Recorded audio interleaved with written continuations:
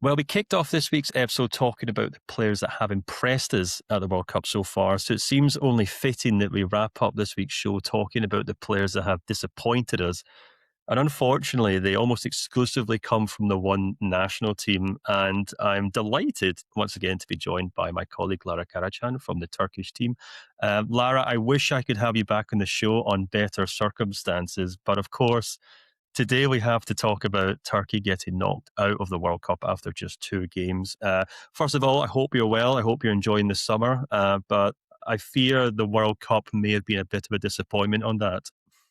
Yeah, unfortunately, yes. Because as you know, Turkey qualified themselves after 24 years. And of course, the buzz, the excitement, everyone was so into it. And now after two games, it ended.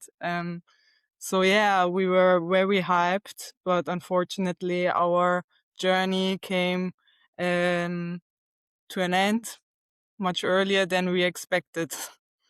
But yes. Yeah, yeah, absolutely. So obviously defeats to Australia and Paraguay led to Turkey getting knocked out of the competition due to the rules in the group stages, even though they've still got one game left to play. Lara, I feel like with the Turkish national team, unlike maybe other teams such as, Australia, maybe a good example, where they don't have any big star players, but maybe work better as a team. Turkey do have some very famous players. We have Arda Güller at Real Madrid. We've got Kenan Yildiz at Juventus.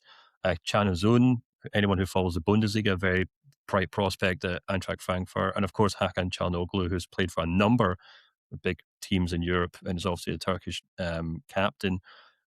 How do you feel like they performed at this World Cup? Do you think are they the reason that Turkey didn't progress because they didn't perform, or was there something else was the problem for them at this tournament?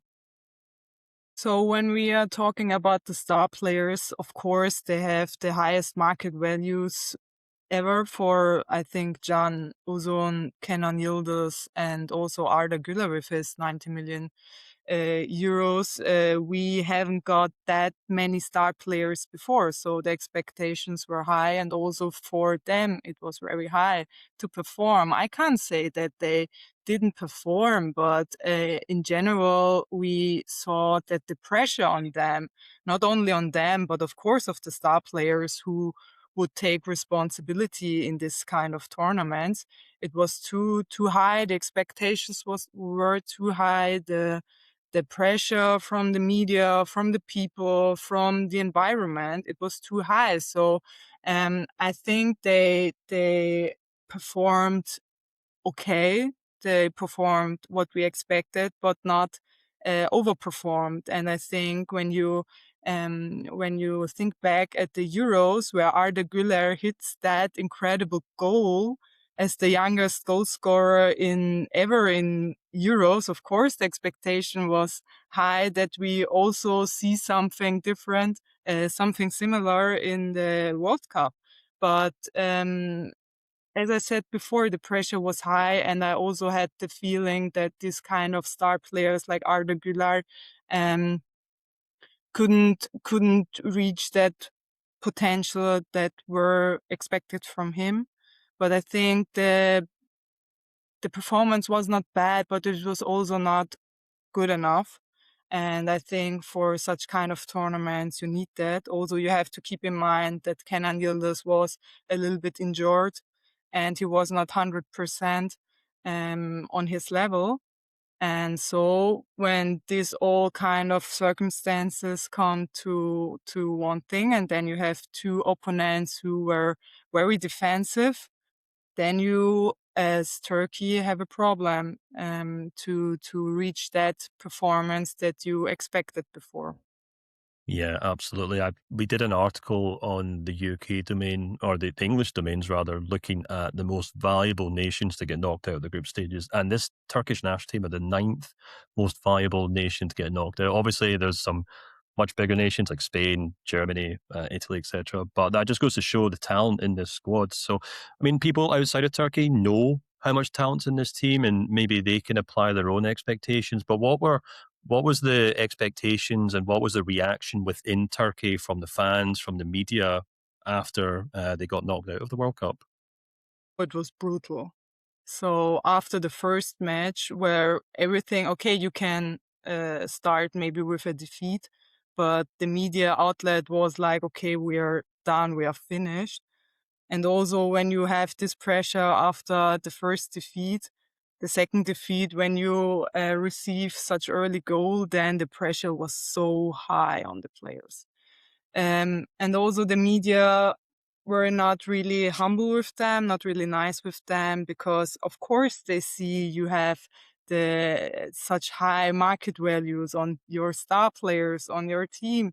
And when we know something from Turkey, then when the expectations are low, then we perform better. When the expectations are high, we have too much pressure on them. And the media outlet was more like, okay, so one simple storytelling to have something for our followers to hear is the players had all a new haircut. So maybe you have seen Barış Alper or Mert Müldür and or Abdülkerim Bardakçı, all of them, or Kenan Yildiz, he also dyed his hair. And after that defeat, the media outlet said, okay, you are only caring about your hairs. Where's the performance?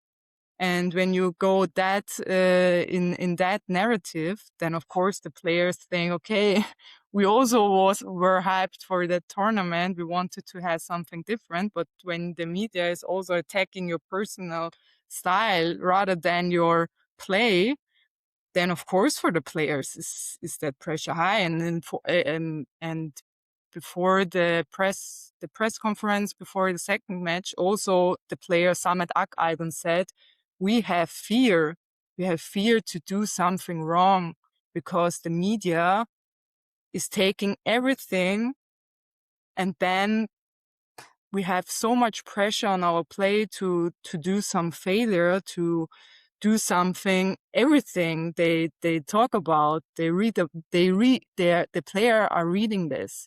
And when you have that kind of pressure in your mind, then of course you can't expect that you play like, I don't know what the expectations are. So the players were also complaining about the media. Hmm.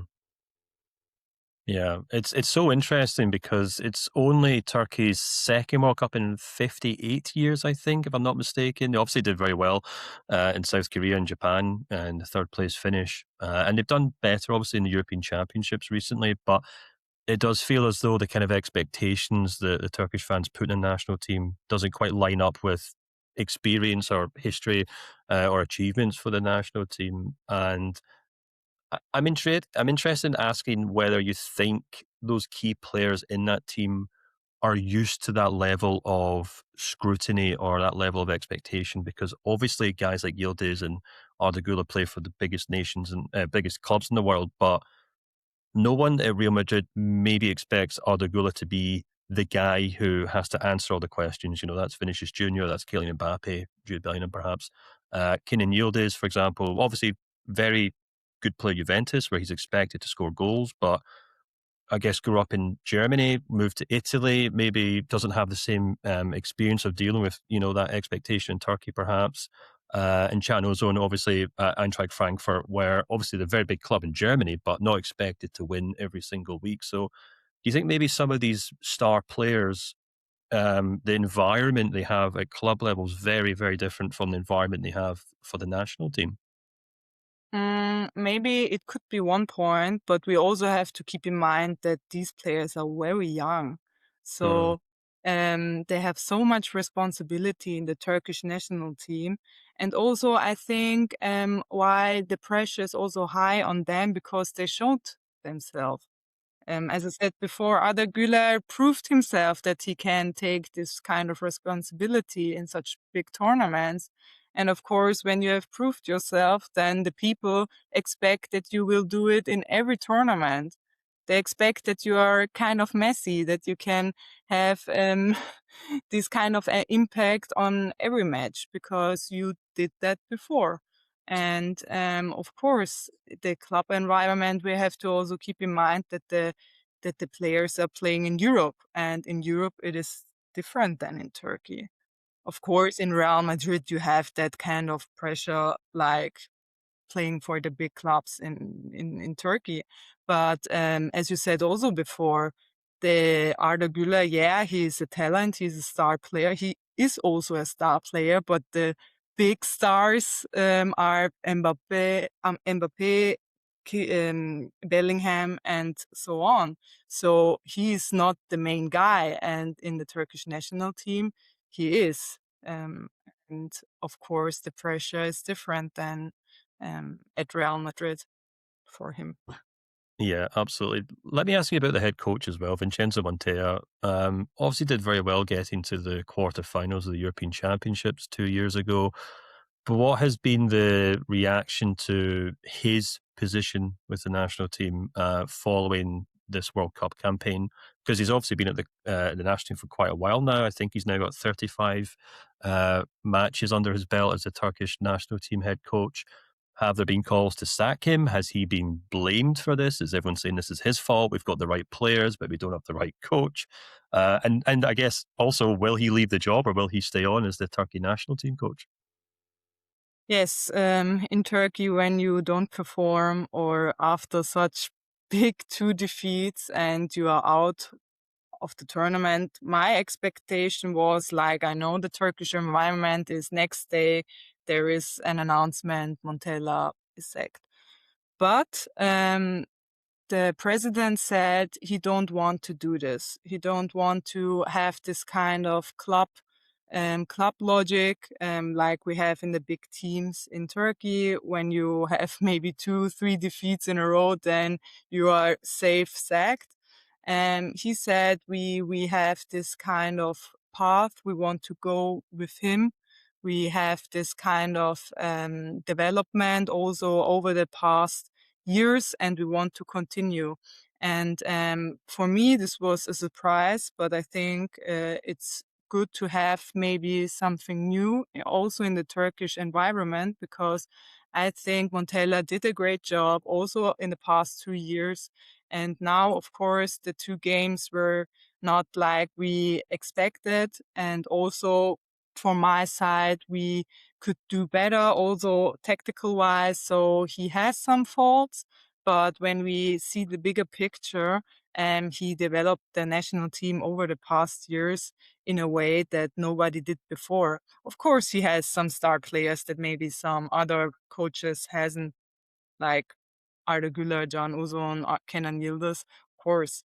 But to form a group and have a good mentality on that, and also some group dynamics, there he had really an impact into it. So as it stands, Montella will stay. I think this is a big thing in Turkey because I said before, this is not really usual. But we'll see. After that, he has to show himself again that he's the right coach for that position, because I think many more defeats after that tournament, then I think we will go back to the Turkish way of treating coaches, to be honest. Yeah, it reminds me very much of Scottish football in many ways in that regard. But Yeah. I'll maybe try and end on a positive note here, Lara, because obviously we have the Euros in 2028, and which the qualification process hasn't really begun with that. But then following that, 2032, Turkey are obviously co-hosting the tournament. And by that point, many of these players that you mentioned, I mean, Yildiz, Can Ozon, and Arda Güler are all under 21 years old. So in 6 years' time, they'll be in their prime years, presumably. So despite what's happened at this year's World Cup, is there still some hope for you and for Turkish fans that, okay, this was maybe a learning process, but we do have young players, we can get better? Yes, of course. So of course I was very emotional when we got out from the tournament, but in the next day I am also a realistic one, and I know nobody of them had World Cup experience before. We have such young talents, as you said before, with our star players. So I think this is good that we qualified for this one, and maybe also to have now this negative impact also for the players, that they can feel okay. this is not enough for such a tournament. We have to push more, we have to give more, we have to handle the pressure outside from the media better. So in my optimistic way, I hope that the people, or the not only the players, also the staff, the federation, learn from it. And I think what makes me very optimistic is when we have an home World Cup, as we seen before in Germany, when we have our fans in our back and the team is pushing in the stadium, then we can beat really everyone. I think this is something special in Turkey, that when we feel the support from our fans, then they play 2, 3, 4 classes better. And so I think, as you said before, when we have these star players, then really in a age where they would perform the best, hopefully, I think this could be a very cool World Cup for us, and also with the players, and also maybe with the coach we have. But I think this is the biggest but. We have to learn how to handle pressure, how to handle the pressure in the media, and also maybe to see how we can handle, or to have more help, because in this World Cup, as I read, I don't know if it's true, they haven't got a psychologist, and I think in elite football, the players are such under pressure that you have to have such support also in your stuff. So maybe in the next tournament, this could be a learning from it, that you need some help, that you need something for the players to handle this pressure, because when you can't handle that pressure in Turkey, then nothing will happen. So the key to success is to handle pressure in Turkey. Yeah. Well, hopefully we'll have you on in 2 years' time when we get to the European Championships, and Turkey will be in a much better position, both physically, talent-wise, but also mentally, the players. And I think, as you said, this tournament should prove to be a wonderful learning experience for those young players. But Lara, thank you so much for coming on the show. Once again, I apologize that it has to come in such difficult circumstances, but I'm sure we'll have you back on in no time to talk about the Superliga and far more exciting and positive stories.